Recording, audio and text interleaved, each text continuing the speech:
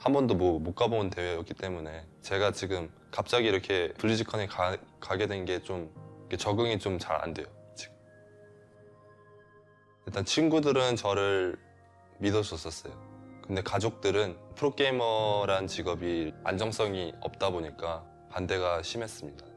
화성 시절에 일단 제가 너무 어렵고 연습도 안 하게 되고 노는 거를 되게 좋아해가지고 성적이 계속 안 좋고 욕을 되게 많이 먹었죠, 부모님한테.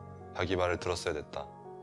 대만에 가서 말도 안 통하고 그래가지고 이제 집중적으로 하루에 거의 한 70게임씩 열심히 하던 습관이 이제 한국에 와서까지 그랬는데, 이제 감독님한테 저는 이미 연습을 안 하는 이미지가 이렇게 박혀 있어가지고 출전 기회를 많이 못 받고 팀원들이 제가 게임을 좀 이상하게 한다고 해가지고 그때 이미 나가기로 결심을 했습니다.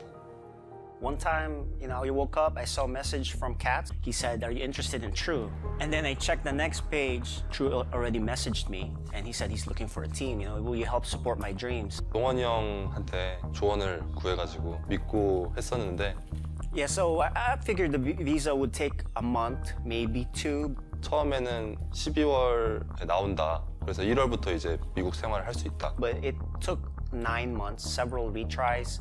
한 달 미뤄지고 그 다음 달에 또 한 달 미뤄지고 한 달 미뤄지고 계속 미뤄져가지고 집에 짧게 이렇게 산다고 말을 했었는데 제 의도치 않게 계속 밀려가지고 집에서도 구박 계속하고 미국 간다더니 언제 가냐, 계속 그만해라 이런 식으로 집에서 계속 말하고 그래가지고 굉장히 힘들었죠 그때. The constant delays were a huge concern for us, honestly, because it made it difficult for us to choose, and for him to choose which tournaments he should play in. Thankfully Blizzard was really, really helpful. 솔직히 한국에서 이렇게 해외 나가기 쉽지 않기 때문에 되게 좋은 경험인 것 같아요. I tried to invite him, hey, let's go running. I said, hey, do you know how to swim? He doesn't know how to swim. So I was like, hey, we should do that, learn how to swim. We both talk about our love of Dragon Ball Z. And on top of that, he does have a love of soccer and basketball. Outside of StarCraft, loves watching TV. I know he spends a lot of time watching both Korean and American dramas. Seem to be his very favorite thing.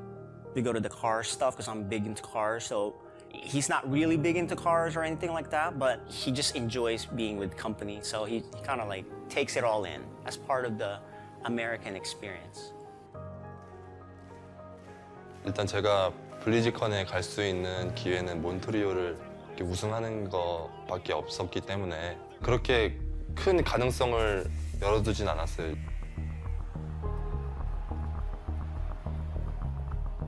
Every game that he played, went downstairs to the area, the viewing area. We did the exact same routine, and they didn't want to change anything, kind of jinx it. I did watch DreamHack Montreal. I was, literally on the edge of my couch the whole time, screaming, waking up the neighbors.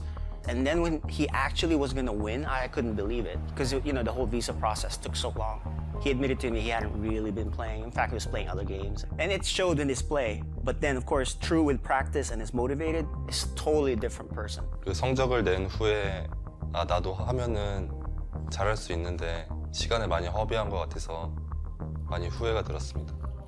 What it means for True is, I guess it makes his time here valid to a certain extent. 드림 우승하고 나서는 일단 제가 집에 오래 생활하면서 어머니께서 고생 많이 하시고 그래가지고 바로 어머니 생각이 많이 난 것 같아요. 그 지금은 되게 좋아하신다고 그러는 것 같은데 아직 집에 안 가봐가지고 이번에 가봐서 좀 다시 봐야 될 것 같아요.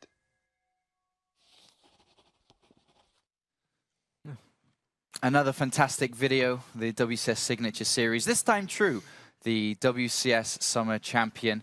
And it was a very recent win and a very remarkable win that we saw him pull after a very large struggle to get an American visa. 9 months of difficulty, and then eventually he was able to play, compete. And that one tournament, that one win has put him up here, playing in the biggest tournament of the year. Yeah, he had a great run. It was absolutely awesome to see. It made a lot of queens. True is one of those Zergs that doesn't just make your macro queens and the defensive queens, but he also likes to march across the map with them. Showed some great ZVP in that tournament. I think Todd brought it up in one of the earlier segments. Not just against Hearthstone, but against Wellmo as well, if I recall correctly. I think both were 3-0, very decisive. But I still can't help but feel that True is a very big underdog in this group. Yeah, the word gimmicky kind of comes up, but it has, like, in my opinion, way too much negative connotation to it. I don't mean to call him a gimmicky player. He's obviously very skilled. He obviously deserves to be here. But I feel like, to Kevin's point, there's a little bit of him that can be figured out.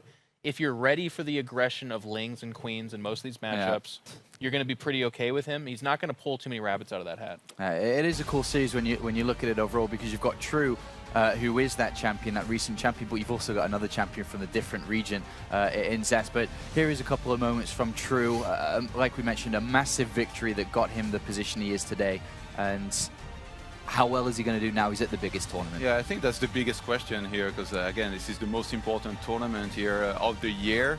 The one time before where there was a lot of pressure and he needed to perform, he delivered. Like, usually players that are in this position, they often fail, you know, and then we don't really remember them because we're like, well, I mean, they tried, he got his visa, he had to do well, but he didn't. But in this case, he won that tournament, crushing Snoot, Welmu, Harstem, Polt, Huron, Marine over in Montreal. So the big question is he still in shape here?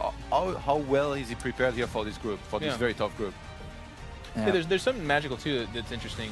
When Koreans leave the Korean scene and go train abroad, we've had that happen in the past, and we've seen players transform and become very good. I would say Violet really benefited from going abroad. Polt actually kind of just wins everywhere. He'd probably win it in Antarctica as well. But True, we don't know yet. Yes, he did win that tournament, but he won it mostly over some foreigners, and very good foreigners for sure, but a little bit of a lucky draw and kind of, you know, the stars aligned a little bit. Now he's facing Zest. There's no luck there. That's bad luck, if anything. So did he bring enough of himself? Is he benefiting to take out a Zest at a BlizzCon? That'd be amazing. Yeah, and now, you know, he made the transfer from Codes to WCS Circuit, and now he plays against former Codes competitors. And we've got to talk about Zest. I mean, he's a lot of Protoss players' favorite player overall. Zest, the champion of Season 1 in GSL. He has had a more difficult time recently, but even when you look to his story, which we saw we watched a little bit earlier on, is he loses form sometimes, but he is still god tier of a player. No, I mean, his story is obviously super beautiful. That video was awesome, but I think Jeff said this earlier, and I couldn't agree more. There's a lot of players, when they're in shape, they're really good and capable of winning tournaments, but when Zest is really feeling it, he's not just really good. It feels like this is not even going to be close. He's absolutely going to win it. And then Zest also has something else going for himself, and that's something I'll never forget. That run that he had in Katowice back then when he won.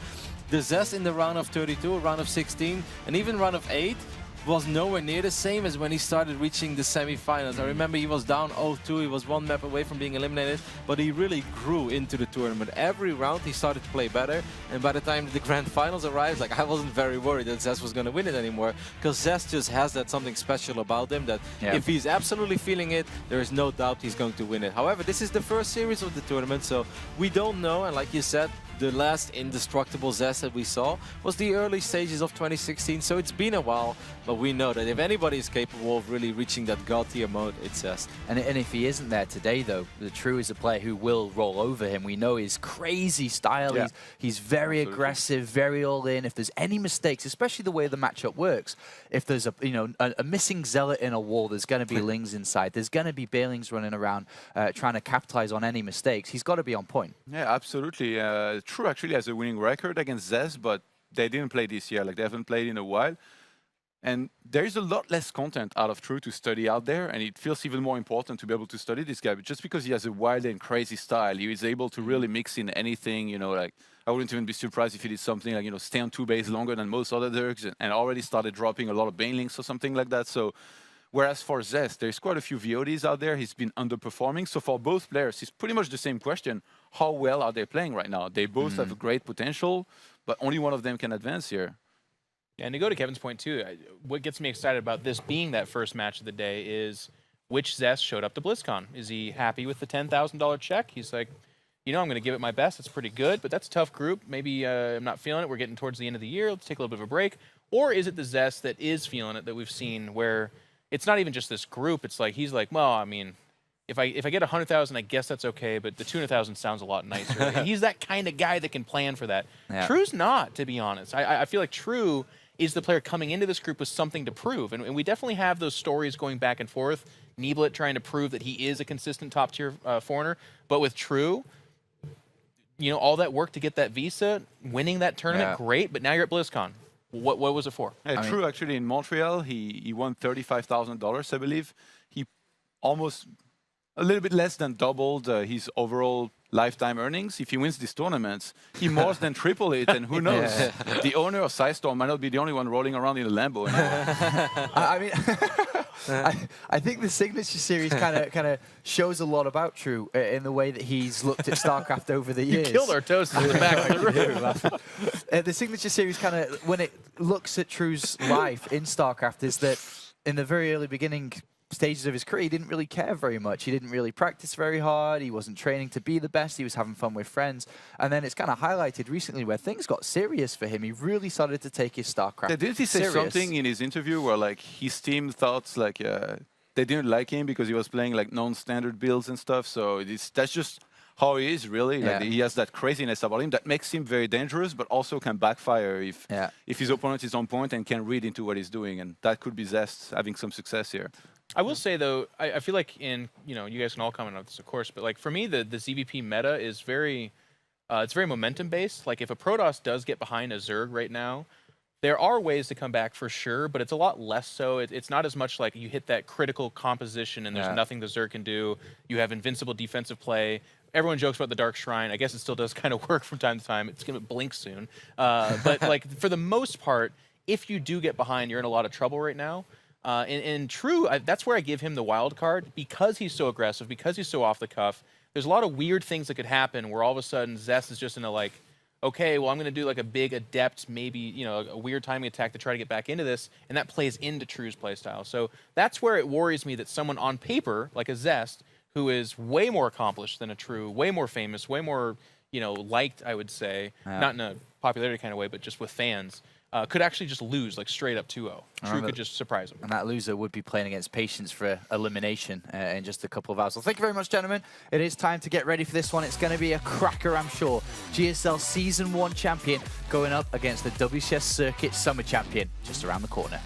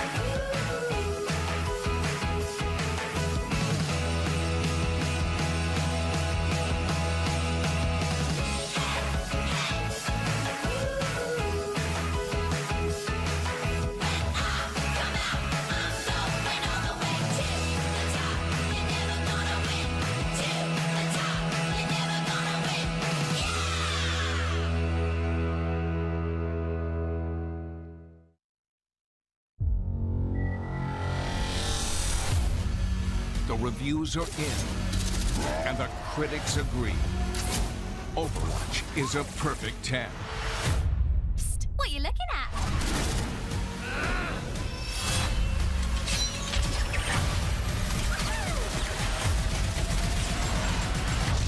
It's time to pick a side.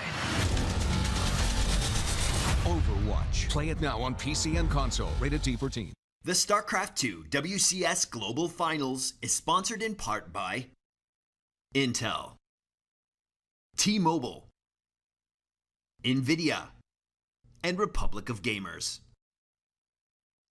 What's up, guys? I'm Tasteless, joined with Artosis, and we are back for a very exciting match, True versus Zest. Yeah, this is going to be a really good one. True, he's kind of up and coming right now. Had that sick run through Montreal. That was brutal. Yeah. He tore through that bracket. He truly did. But he's going up against Zest, who is like kind of one of the winningest players of all time really now in StarCraft 2. So it's a tough one for True, but he only has to prepare for this matchup for the group phase. So I have a feeling he's going to have some really nice refined ZVP.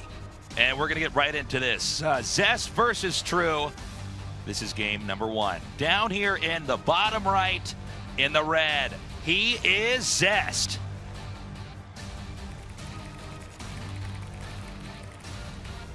And in the upper left, in the blue, our Zerg player, he is True. Artosis, this is going to be a pretty sick match. I'm not sure who's going to win. I feel like I tend to lean just a little bit more towards, I guess it's kind of basic of me, but just towards, previous results in other matches. Yeah. Kind of safe. But Zest has done it, been there, done that in Korea. This is a different beast. True has already ventured overseas. He's had a lot of success just recently. And I think he looks like he's in really good form. He also plays quite differently than your standards, like let's say Dark, for instance. Yeah. Even though Dark is absolutely terrifying to watch play, it kind of is the very standard approach to Zerg, where True has a very polarized style of playing. True brings the game to a different place. Like, he makes it down and dirty. And truthfully, with this map pool, that's kind of going to go well for him, okay? Like, oh my God. Yeah, he's blocking that for a long time. It's quite Nice job. But talking about his style a little bit, the map pool is King Sejong Station, followed by Dasan, followed by Galactic Process. And all three of those, there's a lot of ways for True to get in Lings, get in Banelings, do some crazy rushes, and really make it an uncomfortable game for Zest. So I feel like overall the map pool is actually pretty good for him and his style here. So, I mean, he definitely has a shot. I do not want to count him out. I kind of want to see how the first 12 minutes or so are going to go. And, like, for instance, how many Lings is True going to make? Yeah. This is a map that's been tried and tested, so I would imagine, like, structurally, in building placement, doing the SimCity placement, he should be able to handle a lot of Lings and Banelings coming at him. But True seems to make that work almost regardless of how well set up his opponents are. Yeah, and you know what? He's dangerous in more ways than just that, too, against Protoss. Like, True actually has some pretty big victories under his belt lately. Like, he took down Neeb in a 3-2 result somewhat recently on a little tournament. And he's the type of Zerg that, like, he'll go, like, Ling, Bane for a bit. He'll maybe mix in some Roaches and Ravagers. But he'll also throw it on the Spire rather early. And if you screw up at all against a Spire, then you're probably going to die, because right now, Stargates are not really that popular for Protoss. Like, for instance, we see here, he's going for Twilight. That's really the metagame right now for Protoss for Zerg. Yeah, and it's definitely popular, but not having that Stargate makes it a little bit trickier sometimes to spot, for certain techs. Having an Oracle, for instance, flying around, tagging units. As long as you're diligent with it, you're pretty much going to figure out what you need. So let's see how the rest of this game ends up unfolding. We do see the Adept now coming back here. Yeah, just a little bit of poke in there, trying to scout anything that he can. Speed is going to be finishing up, though. This is generally, this is like kind of the textbook of the matchup at the moment. And throws out a Dark Shrine immediately and right at the front. That's interesting. I think almost all RTS theory would say you need to put the Dark Shrine somewhere where it can't be seen, just because the amount of damage that can be done if they're just not ready for a DT is so huge.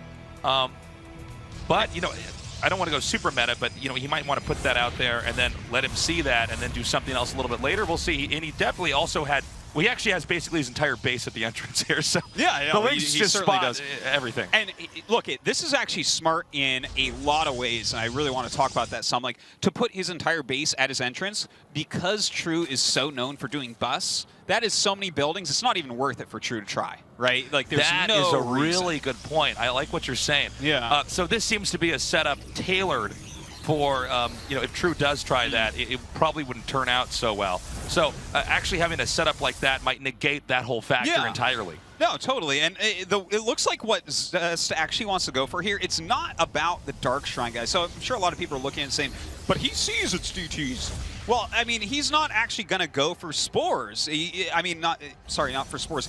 He's not going for DTs. He's going for Archons. He wants to do the Archon drop. Yeah, he'll poke with the DTs, but as soon as he sees that he can't get damage done, bam, you have 2 Archons flying around, harassing a lot against a Zergling-heavy type of player. And with Robotech behind this, he can definitely get set up in a good position to take a third and do some pushing here. So he's going to drop these DTs, just do as much damage as he can. He gets 2 drones. And then if he does turn those into Archons, it doesn't matter how damaged they are. They're going to be completely fine in Archons. It's like, you're in Archon mode later on. Instead of 10 health, it has 8 health. Oh, okay. Like, yeah, whatever. That's fine, I guess. But yeah, he's going right into those Archons, did what he could with the DTs. You can still, if you get in a good position, harass like this as well. And of course, in worker fields, the splash is actually quite good just for getting these drones anyways. Totally. And, like, I mean, you can kill even a lot of roaches with those. You just pick them up, and of course, the shields can recharge very quickly. In the meantime, Blink is on the way on just 2 bases. And look, the Spire is coming up. So he's gone for the Blink type of play after an Archon drop. And he's kind of setting himself up into a position where he should be able to hit a timing attack at the time of mutas or right before if he fears for them. He's actually getting here and doing a lot of damage to these drones. 3 now drones taken out. Looks like these Links just barely get in the way to slow those Archons down so they can't connect their shots. Already sending the drones back over here. The Archons are picked up, and he'll have to relocate that Warp Prism. But yeah, he does see the Spire now. Yeah. So no surprise here. Blink is almost done, so he may very well be in good shape. Zest will be, if mutas become a huge factor here. No, totally. Look, he's warping in some additional Stalkers right now with Blink about to finish and a couple Archons. This is really going to force True's hand. Do you spend money that you've been banking on mutas on other units to try to hold? Do you try to make mutas against 2 Archons and a bunch of Blink Stalkers? Also, I want to point out, he's actually pushing while taking the third base because True was on such a defensive setup due to the Warp Prism harass. There's really no way that True can do the runaround, which is something he loves to do, is counterattack and get in there and do damage like that. He does not have the opportunity to do that. And this is hitting right when the Spire is finishing up. So it's not even a moment where you can really tech to that many air units at all. You really have to actually deal with this on the ground level first, and he's coming in here and doing that right now. Oh, he's doing a perfect job of putting huge amounts of pressure on all the drones coming out for a flank right now. Awesome pickup on that Archon, ferrying it back. That was sick, actually. Yeah, he managed to juggle the Archon back. Warp Prism is still in good shape. He's pushing. He had the drones pulled, so they weren't minding. He killed off 5 in the process. More Warpins are coming. He actually takes out 1 Queen. He's continuing to push. He might have to decide, does he want to go for the natural or the third? If he goes for the natural, he could actually close this game out very easily. Oh my god, a beautiful targeting here on the mutas as well. If those mutas aren't able to clump up and get into a big group, they're never going to do that damage. I think this game might be over. Yeah, you're very right about that. Whoa. GG. And GG. Zest takes down that first game in a very convincing style. That was pretty impressive as far as pushing goes. When he managed to snag his Archon, pull it back and drop it over there, and then keep it safe with all those Stalkers and keep warping in, I really don't think that Zest could have handled that any better. Zest came perfectly prepared. Okay, let's look at the things that he did to really destroy his opponent. He really did play his opponent here, because Zest, he's a full package Protoss. He can do anything he wants, but first, he walled in with 1 million buildings so he can't get busted, right? He slowed down his third base and got a little bit more tech, including an Archon drop, which is good against people who go for a lot of Lings and a lot of Banes.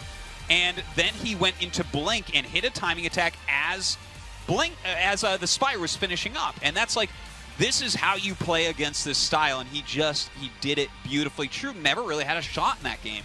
It's very cool to see as the push comes up. Obviously, you never get 1 Mutalisk, right? There's no like tactical 1 Muta flying around the map doing any damage. You need to get a certain amount, and at times a huge amount, in order to win the game. So getting there right, when the larva would have been saved up to make those Mutas, Zest got there right before that and forced him into making the rest of these ground units. He just wasn't able to do get that army set up so that he could actually properly fight someone who's really good at juggling with a Warp Prism and blinking with Stalkers. Yeah, he had absolutely enough power to break through. And when you're sitting there saving up for mutas, you've already purchased the Spire. You know, you don't necessarily have the greatest upgrades on Roaches or Lings at that point. Yeah, you don't have Ravagers really, because those are gas heavy. So, like, every step of the way, Zest's plan was perfectly engineered to take down True. But you know what? That was maybe the kind of most standard map that we have out of the 3 here. And going into Dasan Station, this is the craziest map in the whole map pool. So if there is one where True can win, it's here. Well, True's going to have to pull it back together here. Zest seems very, very prepared. And of course, it is a best of 3, so this is not over yet. We are going to be going into game number 2 shortly here. But one of the things I find pretty cool about what Zest did there was not just his handling during the attack, but the fact that he did an opener that never allowed True to get to the place in the game that he wants to get.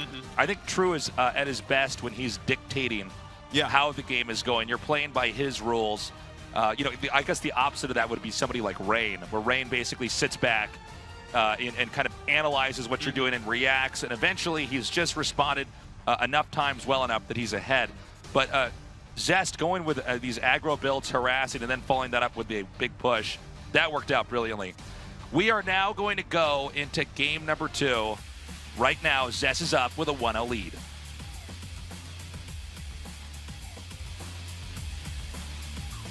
In the bottom right, in the red, he is Zest.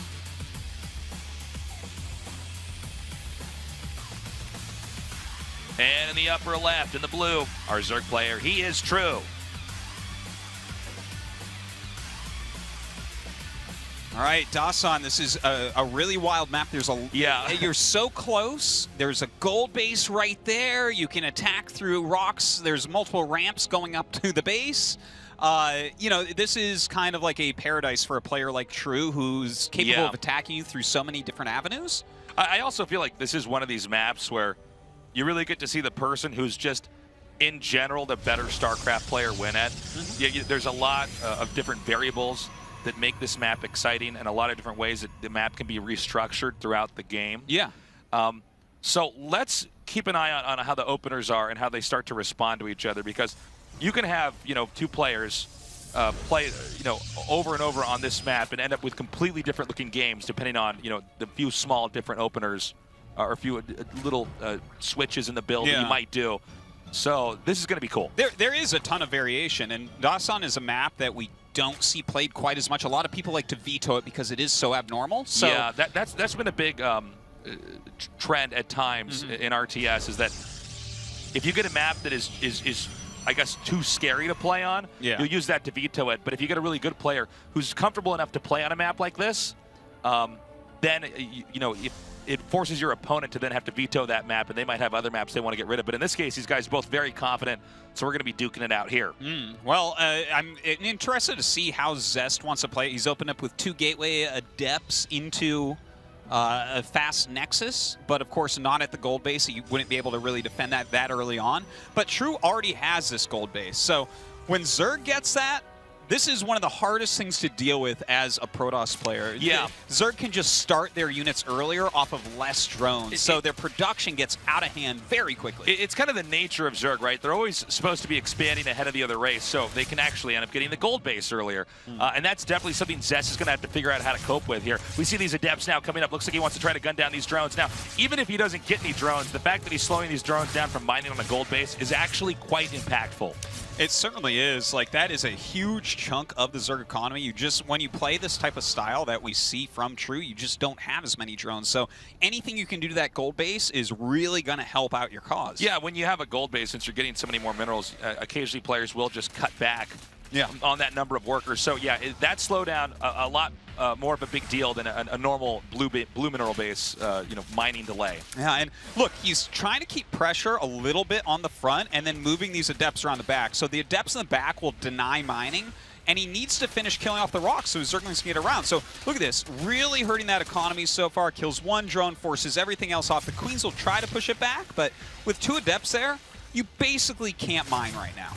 This is really cool. So Zest, even though the build and the style is different, the concept in a lot of ways is the same as game 1, where he's dictating the game before True can do what he wants to do. Now True has picked up and is ready to drop, so it's now going to be True's moment. We'll see if he's mining up, if he's in good enough shape to actually do the damage he needs to do. Okay, so 3 Overlords, 3 Queens, and the rest are Lings are going to come in here and try to drop. Will Zest be ready?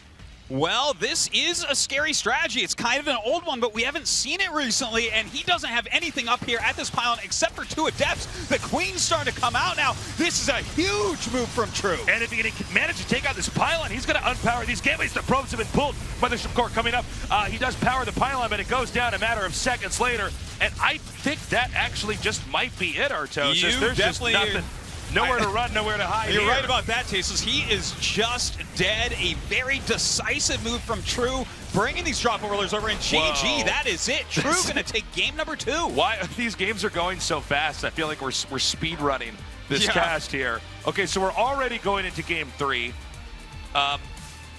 Good play there by True. Now, I think if True had not done that strat, then Zest would have been in incredible shape, because he'd already done some delays there in mining, and then he managed to get behind the gold minerals and do that damage. But talk about a smart way for True to approach that. He probably knows that Protoss are automatically going to be intimidated by the fact that Zerg get that gold base right away. So what do? Protoss have to figure out how to get into Zerg's face, but Zerg is setting up for an all-in drop anyway, so he just mined some extra minerals. And by the way, he didn't have to make that many more drones, so it actually parlayed perfectly into having even more links for the all-in. So super meta, really smart play by True, and now it's going to come down to just one more game between these two. Yeah, you could really tell that map is much more True's style than Zest, and you know, we'll see how this goes on Galactic Process now, because Galactic Process, this is also a map I feel like True can do a very good job on. There are a lot of different destructible rocks and whatnot that you can take down to alter the routes around the map. There's a lot of surface area where you can do some drops. There's some, you know, gas vents and stuff that kind of like shield the vision of areas. So as a Protoss player, it can be hard to stop a Zerg like True from getting in anywhere he wants. Yeah, this is going to be a lot of fun to cast with these two. And by the way, whatever the best threat is for this somewhat unusual map, we're going to see it right now because, you know, this is the WCS Global Championship. This is where it all comes down to this. Yeah. It's like that with a knees weak, arms steady, you know, mom spaghetti moment. They have to do whatever the best builds are. And so far, this series has been, especially Game 2, super short, but in a lot of ways, one-sided. Yeah, no, I mean, on the surface in Game 2, you might look at that and say, oh, but Zest was winning for a little bit. Not really because of what True was actually setting up to go for. Very good point. Like, even though it seemed like he was doing a great job denying that mining, the type of build he went into, he wanted to just, like, kind of annoy True while he teched up. And the thing is, it looks like True the entire time just had this plan. He's like, oh, I'm going to take the gold base and kill him. In a lot of ways, he probably saw those adepts come up there and thought, good. Yeah. It's working. Absolutely. I'm gonna pull my drones back for a second, chase you out. I know that you're gonna set the next two adepts behind, and that's exactly what I want. And that's very common on that map as well. Again, we don't see it as much, but that is a very good strategy from Zest, but a little bit predictable, and True just smacks him down because of that. Also, kind of an anachronistic build here from True. Yeah. That was a build we saw a lot early on in Korea at the start of 2016. Season 1 SSL, like every other game felt like it was that. I was casting a bunch of those, and I'm like, oh, he's going to do it again. Okay. And eventually, that strategy got phased out. It was more popular in maps where the mains were connected, and there was only air, like a big cavity over that, so it couldn't get gunned down from the ground, and you drop that in there.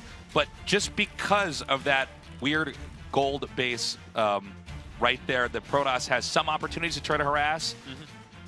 The strategy worked out perfectly. It's so funny when you see a strategy that comes up and it becomes really, really popular for a little bit, it gets phased out, and then you can use it again later on for a completely different reason. Absolutely. The metagame is a funny thing like that. It's weird, man.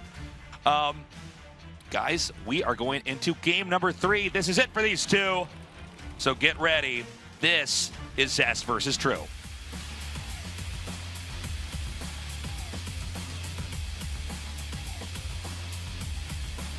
In the upper right, in the red, our Protoss player, he is Zest.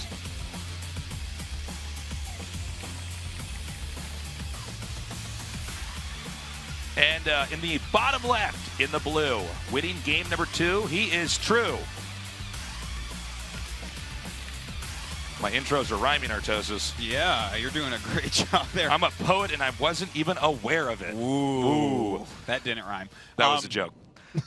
Thanks, right, Stasis. we already are going to have a game that could, well, at least thematically, could be similar to game number 2. We have immediately the gold base being taken. Let's see how Zest is going to react to this. Of course, this gold base is much, much further out. It is, which makes it more dangerous, of course. And that's generally how, you know, we try to balance gold bases in StarCraft 2, kind of put them in awkward positions. And the thing is, this is something that's hard to deal with, and we haven't had as many games or maps where this type of strategy or even gold bases exist recently. So Zest might not be 100% up on how do I crush this. You know, back when we had gold bases on every other map and Zest was playing on it all the time, there was a set of strategies that people would commonly use to counteract this. Right. But what will Zest use here right now? Yeah, we've had, oh, hold up. Okay, does not manage to deny that. And the drone does get taken down there. And so I guess first and foremost, we need to see when will Zest realize that the gold base has been taken. Obviously, just seeing that the natural has not been acquired yet is a little bit of a tell. Sometimes Yeah. not seeing something can tell you that there has to be something else going on. Yeah, it would be weird if he just like isn't doing anything. He's just And on one base. I mean, he's just Zest saving looking up a at bunch of this- minerals here. He's like, you know what? I have this strat where I bank 300, and then I start doing things. But no, like Zest should know there's something out there somewhere, and he should be assuming that it's the gold base by now. He hasn't actually seen it, but we'll see what he does with his build from here. Like, does he go just into some Adepts? Does he try to go into a Stargate? And, I mean, just starting off with a single Adept, that's generally something you're going to have for scouting purposes, but True is going to have a nice advantage here. He's going to have 3 bases and a gold. Okay, well, now he knows, obviously, not only the gold base has been taken, but he knows which one. So he's going to see that over here. We did see some games where people would actually take the gold base closer to their opponent and use that as a like a reinforcement point for a rush. But in this case, it's going to be far away. The Adept is now heading over to the left side of the map. And we do have some Lings and Queens here to try to zone that back out. And you can see very nicely done by True. He actually gets his Lings in front, so the Adept can't even go down there and make the drones move like we saw in game number 2. Now, True is already showing that he has a very specific plan. Again, he's making a lot of Zerglings right now, which is pretty normal anyways. And he already got an Evolution Chamber, so definitely he's going to be going for at least Zergling drops, which, again, on this map, especially against a wall like Zest has right now, there is so much surface area you can drop in that Zest won't have an idea until the Lings are attacking him. So this is a strong strategy from True against a player who is teching up wildly against a gold base. Yeah, it's this is going to be fun. There's a Dark Shrine again, by the way, like just what we saw from Zest before. Yeah. I think Zest said it worked the first time. Why don't we try it again? Because I think in a lot of ways, even though True to some extent knew what Zest was doing, it also, it was also important to note that it was really the execution that Zest had with it. I mean, in game 2, True basically duped Zest. In game 1, Zest actually mechanically outmaneuvered True. Yeah, and you know what? Looking at this now, it's a good thing that he just scouted that, because it looked like True was about to outmaneuver him once again, but he gets a full wall up. That is so important right now. His Adept is on the other side, and these Lings are going to be able to break through. Another wall comes up, and Adept behind, and finally a pylon finishes for that overcharge, but this is a lot of Zerglings. We see the Lings about to break down that pylon wall. He does manage to breach inside.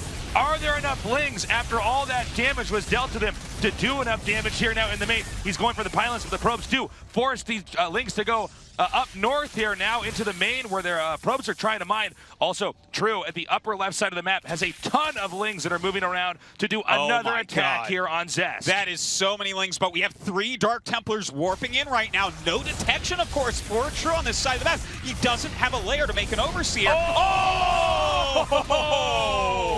That was an insane snipe right there. And with the DTs on the defense, he'll hold this off. But that means the DTs can't go and get free damage.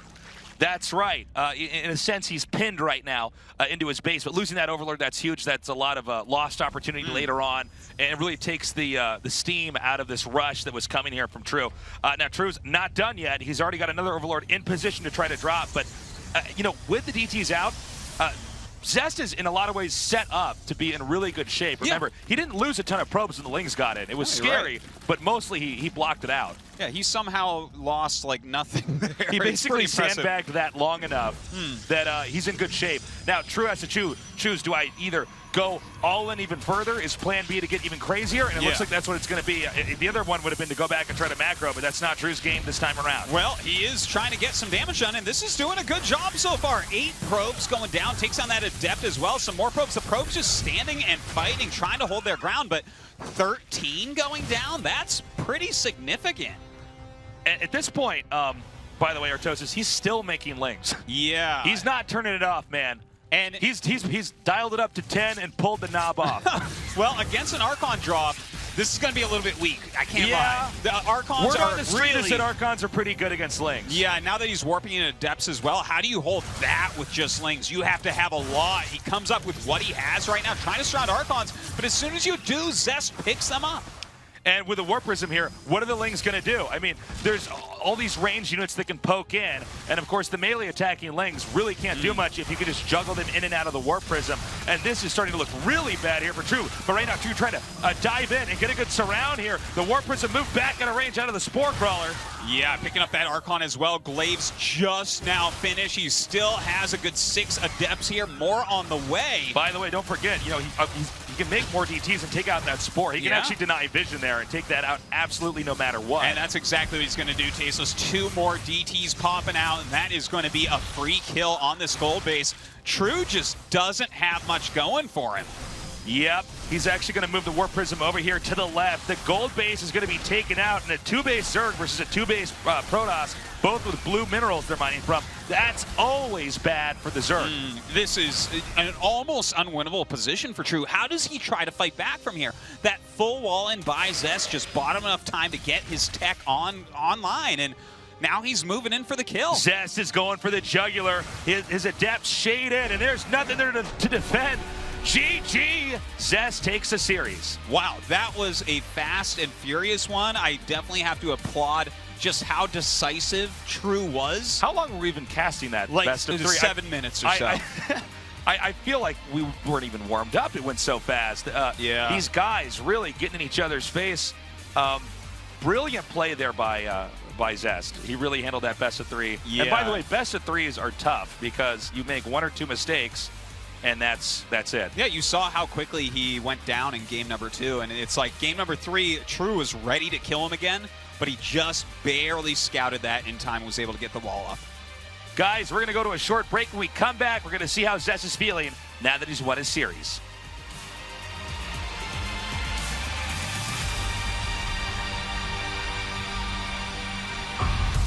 Heroes of Azeroth, I have witnessed our end.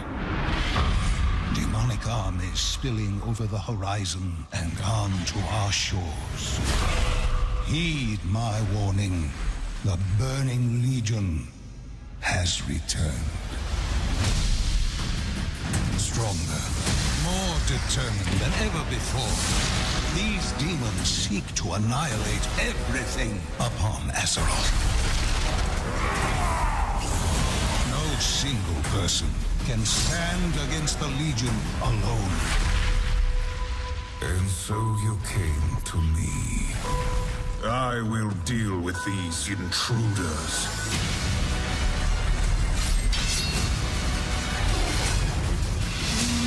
No, she wouldn't.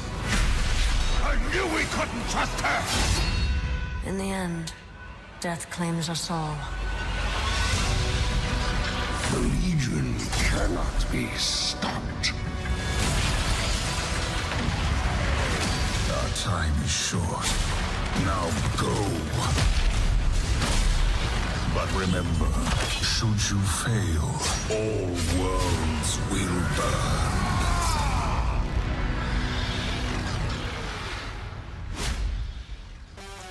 In what was probably the fastest series we've had thus far today, we saw Zest take down True in a 2-1 victory. So first of all, Zest, congratulations. That was such a fast series. First of all, I'm just going to jump in right into that second map that was on Dasan Station. It looked like things were going well for you. You had way more resources than True did, but in one moment that is very characteristic of True, he became very aggressive with a Queen Ling drop. So I'm wondering if you were taken aback because of that.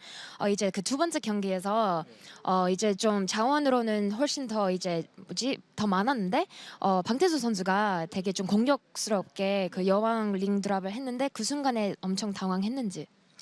이게 일단 예전에 울레라는 맵을 썼을 때 이게 좀 당해봤던 빌드인데 다산각 기지에서는 처음 당해봐가지고 좀 되게 태수 빌드가 좋다고 생각했어요. 그래가지고 좀 깔끔히 포기했던 것 같아요. 이 세트에서.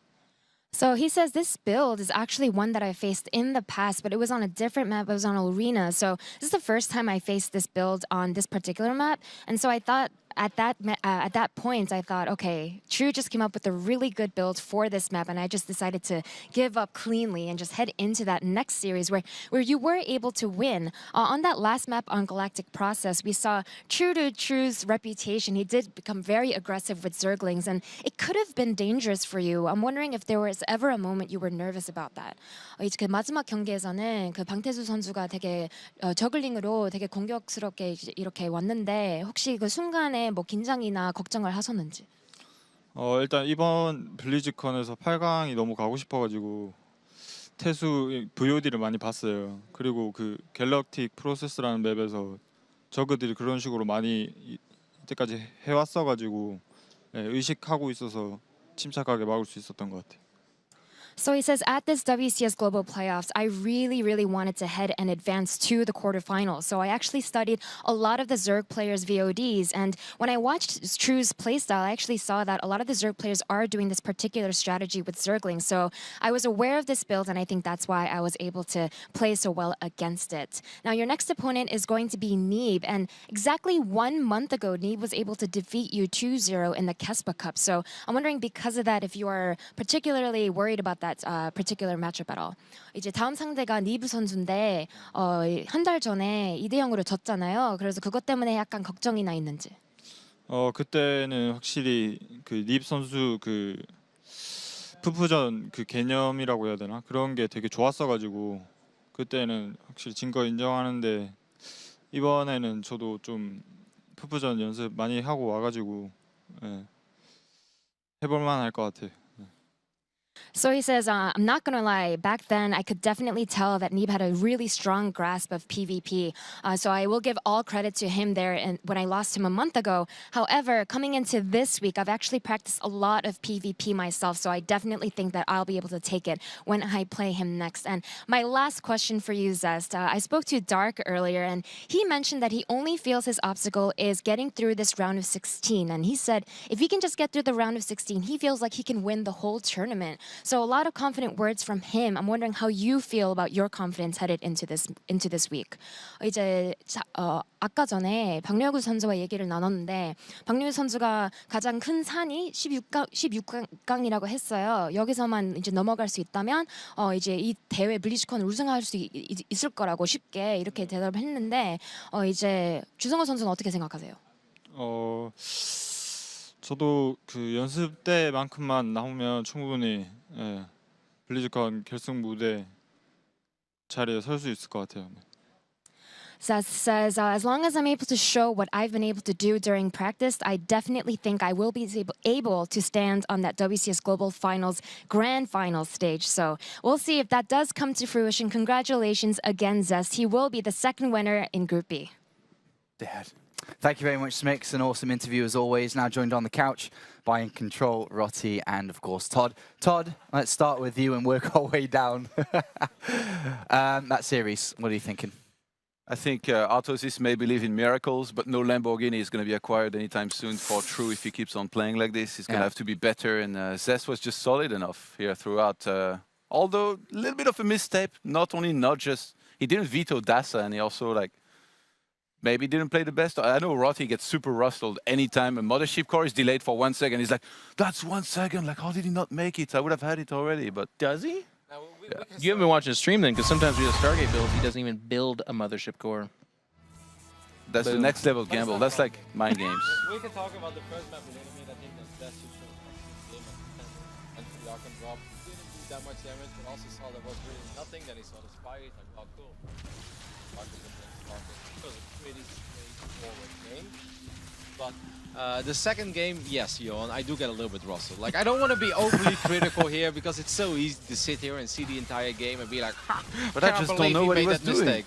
But I think it's completely unacceptable to play Dasan Station like you're playing any other map, because Dasan is not any other map. And you know that these builds, they would never work like cross-map cross. They will work on Dasan. So to do like a Dark Shrine build and then going a robotics facility as well, while skipping the mothership core on Dasan, like then you're not playing the map, you know, you're just playing a build order that would be fine on any other map, don't get me wrong. But a map like Dasan, you have to worry about the gimmicky stuff, as you said it. And I mean, I was happy to see Zest actually adjusting very well to the gimmicky stuff in game number 3. Yeah, Todd, we talked a lot about what type of player were we going to see out of Zest today, because that's going to paint the picture for the rest of his tournament.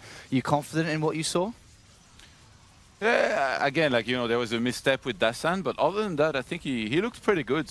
And, I think he said in an interview as well that he had been practicing a lot in PvP and stuff, so I'm very excited for his matchup against Neeb. That's going to be after tomorrow, though, so we're going to have to wait. But, yeah, I'm happy with what I saw. Well, I mean, not just physically, but... that in particular, though. True did manage to get a win of his own, and then in Game 3, we saw the good old True again using these crazy strategies. Unfortunately, though, Zest, calm as anything. You couldn't have asked for really a better defense here. The scout was perfect with the Adept. If you don't scout it, you may be worrying about like Roach Ravager Rush, or you may be worried about a Bailing Bus in the front. But his scouting, the fact that there were so many links working on the rocks on the north side, that was key. And on this moment, it was almost over, but not totally over yet. And then that Photon Overcharge went down on the high ground that not just killed the Dropper Lord, but also with 8 links inside of it. And I mean, from that point on, it was over. And it didn't really matter what Zest did. He was 25 workers ahead.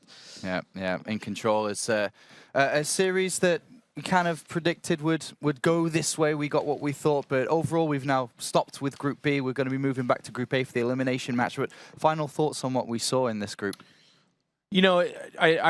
Interesting series. It kind of played out a lot of the way we thought it would in terms of Zest looking fairly rock solid and True trying some really crazy stuff. I do have to agree with the criticism that on Dasan, it's like, what were you expecting off of 17 drones? Like, it's kind of weird that it worked as well as it did. But for the most part, to me, I'm not yet kind of settled on where we see Zest. Like, it was solid play, but there were some mistakes. There was definitely some misreads, and there was a little bit of uninspired play, which is like, that has been the Zest that has, as Todd said earlier, kind of underperformed. Like, done well, but not super great. So if he can beat Neeblit and do well there, then maybe we can go further. So elimination matches coming up. We can see the results here of Group B so far. So Neeblit versus Zest is going to be the winner match, which we'll be playing on Saturday to see if they can go through to play at BlizzCon next weekend. And then True versus Patience is going to be our elimination match after the next one coming up. So it's time for the 2 Europeans going head-to-head here. Todd, any thoughts before we prepare ourselves for the break? I'm very excited for those last 2 matches. Like, Drogo against Snoot is always a fantastic match. Both are very good in the matchup. Yep. And then Patience is currently 5-0 against True, so really eager to see that one if True can pull something crazy and stay in the running for that Lambo, because he will get it eventually. $200,000 first place, you'd think so. All right, well, thank you very much, gentlemen. It's awesome to have you here on the couch, and we'll be hearing a lot more from you throughout the rest of the day. Only 2 matches do remain, though. We're going to take a quick break, and when we come back, it's back into Group A we go to find out which player is going to be the first eliminated from the global finals.